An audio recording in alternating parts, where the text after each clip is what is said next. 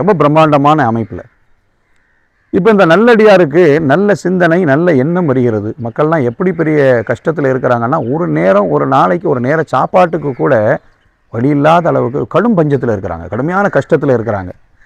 இதை பார்த்த உடனே அவருடைய மனதுக்குள்ள ஒரு நல்ல எண்ணம் வருகிறது.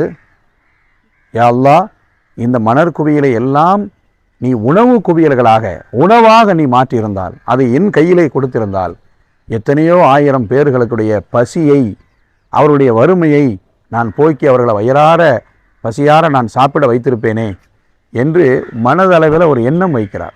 என்ன வேணாலும் அவர் எண்ணிருக்கலாம். ஒரு தங்க குவியலாகி என் கையில் கிடச்சிருக்கலாம், அல்லது வேற ஏதாவது கிடச்சிருக்கலாம், எனக்கு உரியதாக இருந்திருக்கலாம் என்றெல்லாம் எண்ணாமல், இது அந்த நேரத்தில் பட்டினியில் இருக்கின்ற பணத்தை கொடுத்தா பிரயோஜனம் இல்லை, அவனுக்கு உணவு தான் தேவை.